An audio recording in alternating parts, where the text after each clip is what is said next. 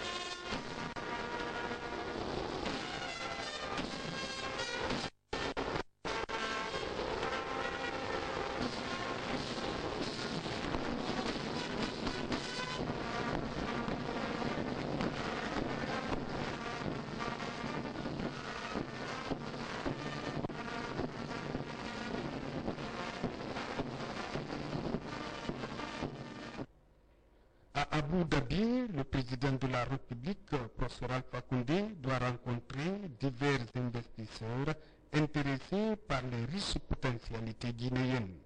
Un forum sur la Guinée aux Émirats Arabes Unis est une opportunité pour la valorisation des activités agricoles, minières, mais aussi et surtout l'eau et le commerce. Professeur Alpha Condé mettra ce séjour à profit pour la mobilisation des capitaux en faveur de la Guinée. Il s'agit de diversifier l'économie tout en mettant en valeur les autres secteurs porteurs de croissance. Initié par le groupe consultatif sur la Guinée, le forum de Abu Dhabi se veut un cadre de réflexion sur les stratégies de développement socio-économique de la Guinée. Le président de la République, professeur Alpha Condé, multiplie toutes ces actions afin de promouvoir le bien-être des Guinéens tout en améliorant leurs conditions de vie. Tout un phalange. Après ce tour d'honneur ici à l'aéroport international Conakry-Bessia, professeur Alpha Condé a pris son avion pour Abu Dhabi.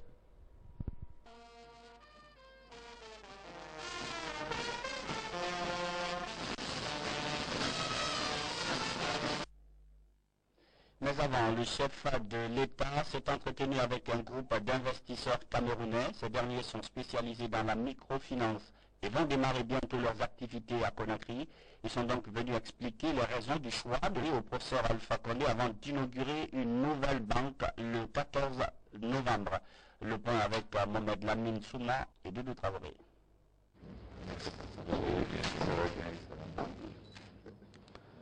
Ce sont des hommes carrés. Ils sont venus renouveler au président de la République la volonté de participer au développement de l'économie guinéenne par le biais de la microfinance, appliquée aux activités des paysans.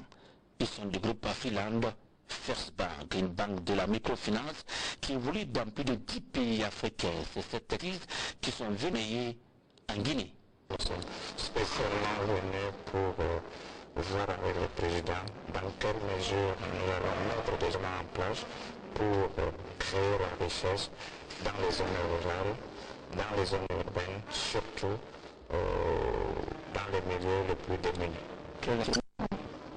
Et nous avons pensé à des micro-banques rurales de développement, des micro-banques rurales de développement qui agissent exactement comme des banques de développement. Et c'est le modèle MCD. Justement, les micro-banques de développement rural attaquent l'essentiel des activités, surtout puisqu'elles sont en zone rurale et que l'agriculture s'est pris quand même une culture dans la zone rurale. C'est d'abord l'agriculture, ce sera certainement les miniers et j'en sais pas, tout autre. Experts en matière de développement rural, ces écoles camerounais vont également investir dans la construction des maisons rurales de type adapté au milieu.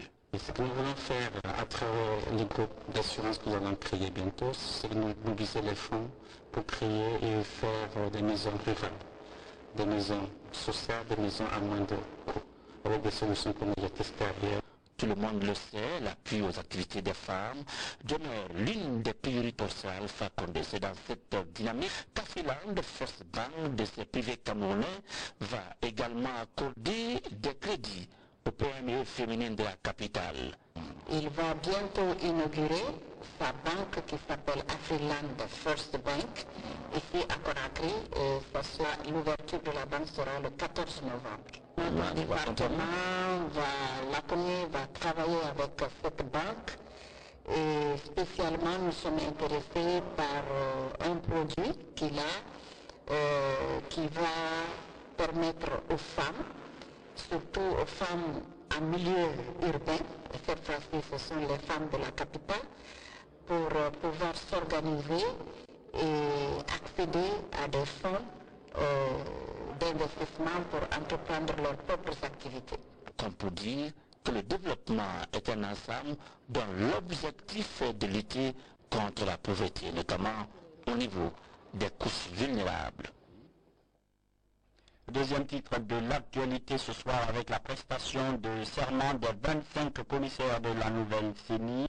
C'était à la Cour suprême. Leur mission, trouver rapidement un chronogramme précis et organiser des législatives correctes en Guinée. Makena Donzo a suivi la cérémonie d'action des serments.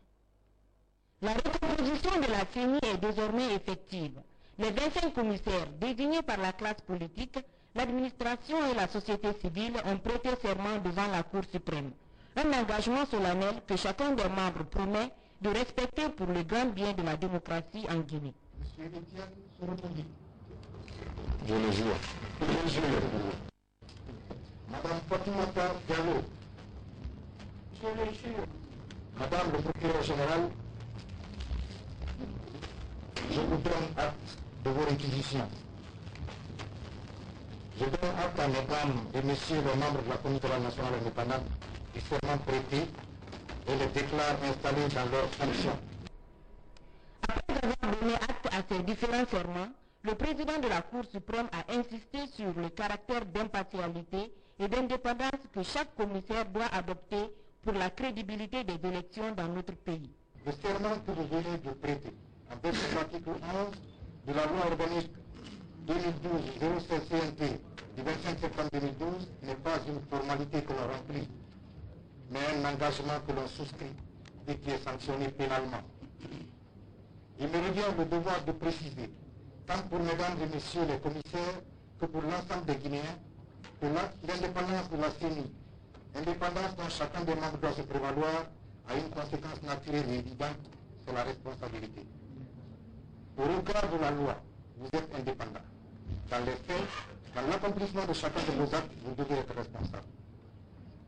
Votre serment repose sur des mots-clés qui sont autant de boussoles pour vous aider dans l'établissement et la mise à jour du fichier électoral, dans l'organisation, le déroulement, la supervision des opérations de vote et la proclamation des résultats provisoires. Ces mots-clés sont loyauté, indépendance, impartialité et devoir de réserve. Vu l'enjeu des législatives attendues dans notre pays, ces 25 commissaires ainsi désignés mettront ces conseils à profit pour offrir à la Guinée des élections libres et transparentes acceptées par l'ensemble des acteurs, pour sortir enfin la Guinée de cette transition qui n'a que trop duré. Et puis cette nouvelle CENI a un président, il s'appelle Bakary Fofana, un des représentants de la société civile guinéenne. Il a été élu à 15 voix contre 5 sur 22 commissaires votants. Les autres membres du bureau exécutif ont également été mis en place par élection, bien sûr. Saïdouman Diallo. La CENI a un nouveau président. Son nom, Bakary Fofana. Sur 22 votants, dont 2 bulletins nuls, l'homme a obtenu 15 voix contre 5 pour son challenger Abdul Aziz Kamara. Ce nouveau président va donc remplacer le sortant, M. Luceni Camara. Le vote qui a été effectué est fait par, donc valable, a été de 20 commissaires. À l'issue de ce scrutin, qui, comme je le disais tantôt, a été conduit dans la plus grande convivialité, nous avons obtenu les résultats suivants. M. Bakary Fofana a obtenu 15 voix sur les 22 exprimés, et M. Kader Aziz Kamara a obtenu 5 voix. En conséquence de ce vote, M. Bakary Fofana a été élu président de la Commission électorale indépendante.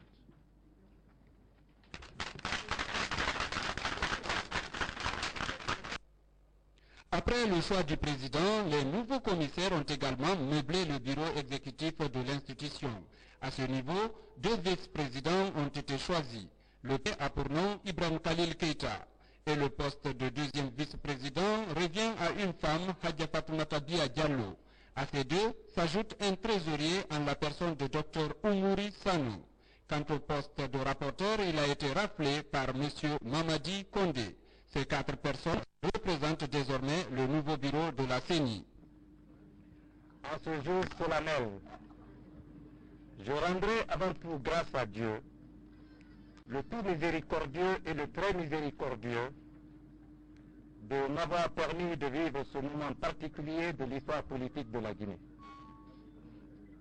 À cette occasion exceptionnelle, mes pensées vont pieusement à l'endroit de mon frère, ami et compagnon, Feu Ben Sékou Sylla, ancien président de la CENI.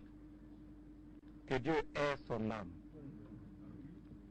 Je salue le courage de mon ami et frère, compagnon du mouvement social, le président sortant, M. Luceni Camara, et toute son équipe pour le travail effectué et l'acte de portée historique qu'ils ont posé en privilégiant l'intérêt supérieur de la nation. Mesdames et messieurs, chers collègues, l'installation de la nouvelle CENI intervient à un moment où la finalisation de la transition s'impose à tous comme un défi majeur pour la marche vers un étable droit. Je mesure à sa juste valeur la portée de notre mission ainsi que les enjeux, difficultés et contraintes qui y sont liées, surtout dans un contexte marqué par un climat de méfiance entre acteurs politiques qui pourtant constitue un maillon essentiel du processus électoral. Cette mission, qui est celle de tout le peuple de Guinée en général et du mouvement social en particulier, exige de nous la collégialité dans l'action, l'indépendance dans nos rapports et fonctions, la neutralité absolue, l'impartialité permanente et le professionnalisme pour n'obéir ainsi qu'à la seule autorité de la loi et toujours sauvegarder l'intérêt général. Il s'agit qu'ensemble de faire en sorte que l'intérêt national triomphe sur l'intérêt personnel et partisan. La prestation de serment des commissaires de la CENI et l'élection des nouveaux présidents à la tête de l'institution chargée d'organiser les élections en République de Guinée va permettre donc de booster le processus électoral pour l'organisation rapide des prochaines législatives. L'actualité nationale, c'est aussi la célébration du 1er novembre, la fête de l'armée. Il y a 54 ans que la République de Guinée s'est dotée d'une armée souveraine. Cette célébration a été placée sous le signe de la réforme des services de défense. La cérémonie a eu lieu au Camp Alpha Diallo, le temps fort avec Cheikh Santon.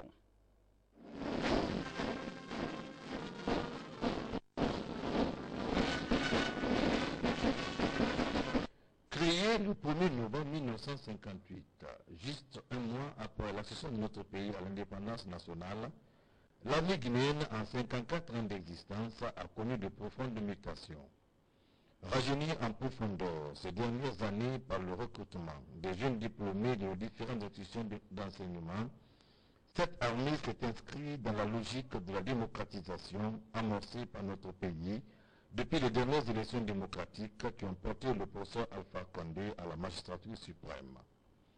Cette commémoration de l'anniversaire de notre armée nationale au camp Alpha Yaya Diallo, l'un des camps les plus importants du pays, a été une occasion pour ces hommes en armes de signifier leur attachement aux idéaux de changement des autorités de la Guinée.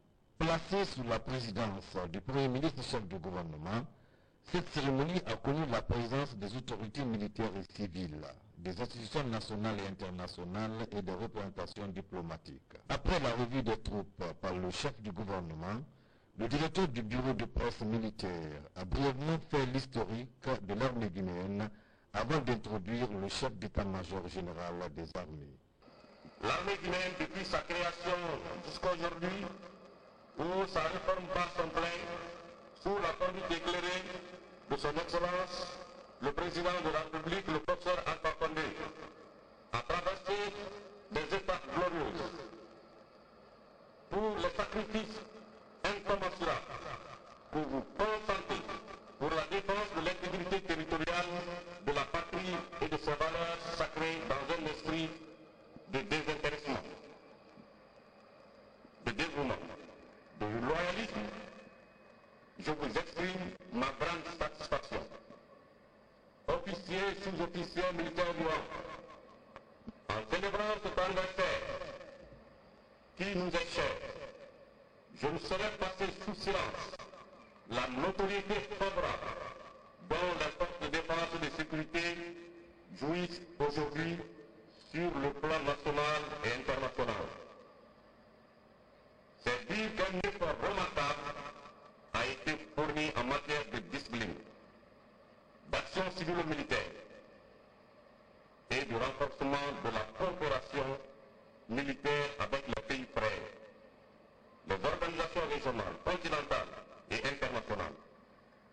Le ministre délégué à la Défense nationale a, au nom du président de la République, chef suprême des armées, ministre de la Défense nationale, loué les efforts consentis ces dernières années au sein de l'armée guinéenne et les progrès enregistrés. Officiers, sous-officiers, militaires du rang.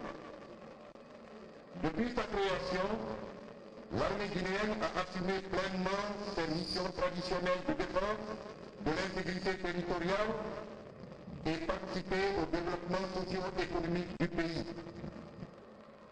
Elle a également participé de façon remarquable aux luttes de libération nationale et aux opérations de maintien de la paix à l'échelle continentale. En ces instants de souvenir, il me plaît donc de vous rendre un hommage mérité pour les services rendus à la nation parfois au prix d'ultime sacrifice. Officiers, sous-officiers et militaires du rang, notre vaillante armée au haut fait glorieux est consciente du fait que la mutation des menaces et leur transnationalisation impose aux forces armées africaines des réponses globales. Cette conjugaison d'efforts nécessite l'interopérabilité et la collaboration des forces nationales de défense et de sécurité. À cet effet, il est important pour l'armée guinéenne qui a su relever tous les défis depuis sa création jusqu'à maintenant de se doter des moyens fiables pour relever ces autres défis de défense collective. Cependant, dans le contexte des nations, seule la compétence paye. Et la clé de voûte de celle-ci reste la formation. Car une grande armée n'est pas forcément une armée de grands moyens, mais certainement une armée de grands hommes. C'est pourquoi, par la volonté politique du commandant en chef des forces armées, ministre de la Défense nationale, le professeur Alpha Condé, les forces de défense et de sécurité ont pris l'irréversible chemin du changement dans le cadre de la réforme du secteur de sécurité placé au centre des priorités du gouvernement. Après avoir invité d'amitié et l'assistance, a observé une minute de silence à la mémoire de tous les martyrs de l'indépendance et de la démocratisation, le Premier ministre a déclaré. Je voudrais, à cet effet, et avant tout, vous transmettre les salutations chaleureuses et les félicitations du président de la République, chef de l'État, le professeur Alpha Condé, commandant en chef des forces armées et ministre de la Défense nationale. Je voudrais aussi féliciter et remercier l'armée guinéenne pour tous les sacrifices qu'elle a consentis depuis sa création au lendemain de notre indépendance, non seulement pour la défense de notre souveraineté et de l'intégrité de la Guinée, mais aussi pour sa contribution à la libération des peuples d'Afrique. Cette armée a participé et participe toujours encore à l'effort national, économique et social. L'accomplissement de cette mission fait avec remarquable efficacité et un dévouement exemplaire. C'est le pays qui est ainsi servi et qui le reconnaît l'assurance de sa quiétude, de la défense des intérêts et ses principes moraux. Je salue donc la mémoire de tous ceux qui ont donné leur vie en sacrifice ultime pour la cause de la nation. Je salue également ceux qui, présents ici ou non, portent dans leur chair le signe indélébile des moments difficiles. Mesdames et messieurs, chers invités, la Guinée s'est résolument engagée dans la voie de la construction d'une paix démocratique, respectueuse des droits de l'homme et des libertés. En un mot,